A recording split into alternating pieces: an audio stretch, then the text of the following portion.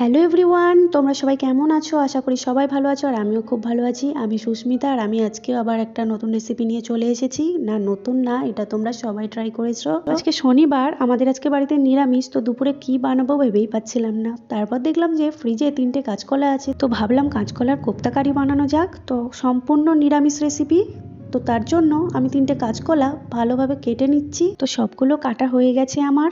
এরপর আমি একটা ডেচকিতে তুলে নেব এগুলো। তারপর আমি জল দিয়ে ভালোভাবে এগুলো ধুয়ে নেব। তারপর আমি সিদ্ধ করতে বসিয়ে দেবো এগুলো একটু লবণ আর হলুদ দিয়ে। তো তোমরা দেখতে থাকো ভিডিওটা পুরো, আশা করি ভালো লাগবে। দেখতে দেখতে পাশের বেল আইকনটা প্রেস করে দিও আর আমাকে একটু সাপোর্ট করো।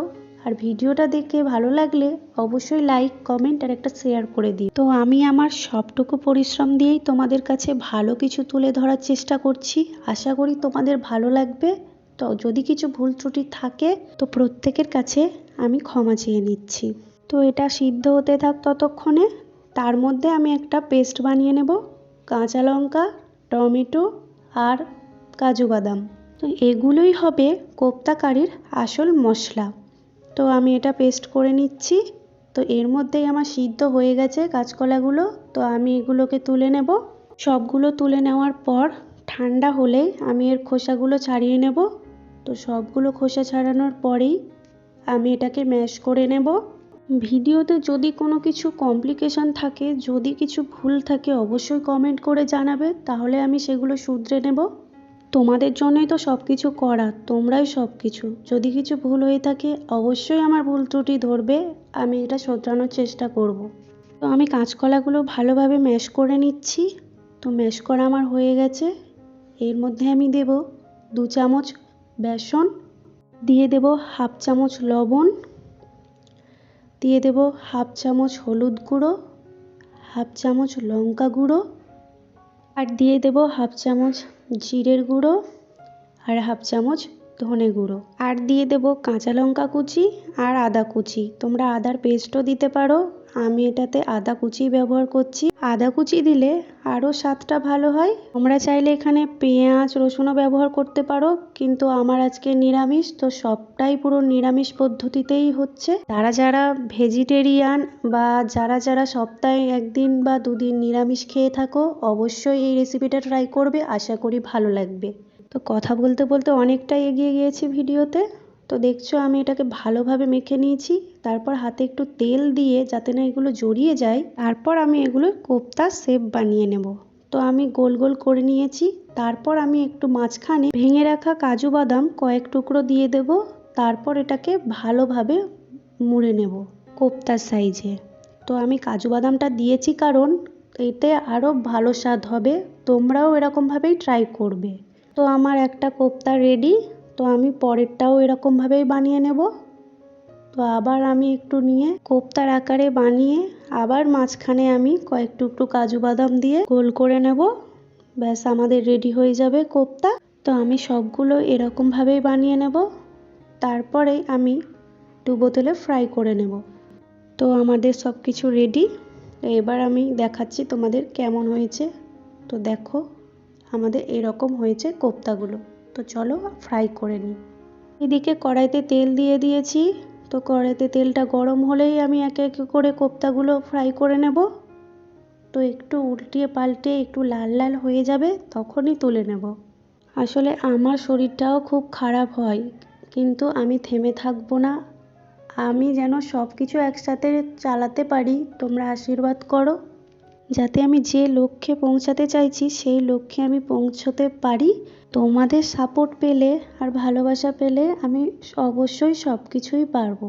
আর আমার এখন তো প্রেগনেন্সি টাইম চলছে, আর প্রেগনেন্সি তো কোনো দুর্বলতা নয়, প্রেগনেন্সিটাকে এনজয় করতে হয়। কারণ এই কয়েকটা মাস চলে গেলে আর ফিরে পাবো না। এই কয়েকটা মাসের মুহূর্তগুলো সব কিছু এনজয় করে কাটাতে হয়। তো আমিও সেটাই চাই। তো রান্নাতে ফেরা যাক। তো দেখো আমার কোপ্তাগুলো ফ্রাই করা হয়ে গেছে। তো কোপ্তা তো রেডি। তো কারির জন্য আমি আবার কড়াইতে সর্ষের তেল দিয়ে, তেলটা গরম হলে ফোড়নে তেজপাতা, শুকনো লঙ্কা, জিরে, গোটা গরম মশলাতে 2টো লবঙ্গ, 2টো এলাচ আর একটু দারচিনি আছে। এটাকে একটু হালকা নাড়াচাড়া করে এর মধ্যে হলুদ গুঁড়ো দিয়ে তারপরে আমি আদা বাটা দিয়ে দেব আর একটু এটাকে ভালোভাবে নাড়াচাড়া করব, যাতে আদার কাঁচা গন্ধটা চলে যায়। তো এটা ভালোভাবে একটু ভাজা হলেই আমি এর মধ্যে সেই মশলার পেস্টটা দিয়ে দেব। তোমরা দেখতে থাকো। তার মধ্যে একটা কথা শেয়ার করি, দেখো মশলার পেস্টে দেওয়ার পরেই আমি এটাকে ভালোভাবে নাড়াচাড়া করব। তারপরে হচ্ছে আমার ক্যামেরাটা না অফ হয়ে গেছিলো, বুঝতে পারিনি। তারপরে যখন আমি একটু কাশ্মীরি লঙ্কার গুঁড়ো দেব, তো আমি সেটাকে একটু নাড়াচাড়া করার পরে আমার ক্যামেরাটা অফ হয়ে গেছে, তো সেটা আর ভিডিও শ্যুট হয়নি। তো এর জন্য ক্ষমা মার্জনীয়, তোমরা একটু মানিয়ে নিও প্লিজ। দেখো ভিডিওতে সবটা বুঝতে পারবে আমি কিভাবে ম্যানেজ করতে চেয়েছিলাম, কিন্তু সব কিছু তো ম্যানেজ করা যায় না, তাই তোমাদেরকে জানিয়ে দিলাম। তো এই মশলাটা আমি ভালোভাবে নাড়তে থাকছি। তো এরপরে আমি কাশ্মীরি লঙ্কার গুঁড়ো দিয়েছি, এই দেখছো, কিন্তু আমার শ্যুট হয়নি নাড়াচাড়া করার। তারপরেই আমি এর মধ্যে লবণ আর একটু চিনি দিয়ে দেব। তারপর আবার মশলাটাকে আমি ভালোভাবে কষাবো, কষিয়ে মশলার যে জলটা ছিল সেটা আমি দিয়ে দেব। আবারও একটু জল দিয়ে দেবো, কারণ ফুটে উঠলে গ্রেভিটা একদম কমে যাবে। তো আমি গ্রেভিটাকে ফুটতে দেব। তো ভিডিওটা দেখো, আমি অনেকটা আগে বলে দিয়েছি।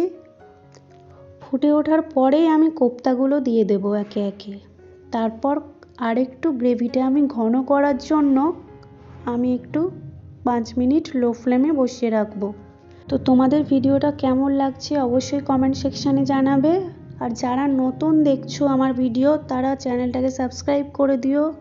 আমি এখন হয়তো অনেক কিছুই ভুল করছি জানি, আমি নিজেই বুঝতে পারছি, তাও একটু মানিয়ে নিও। নতুন নতুন তো, আশা করি পরে ভালো কিছু দেওয়ার চেষ্টা করব। তো দেখো গ্রেভিটা একটু ঘন হয়ে এলেই আমি এর উপরে গরম মশলা ছড়িয়ে দিয়ে গ্যাস অফ করে দেব।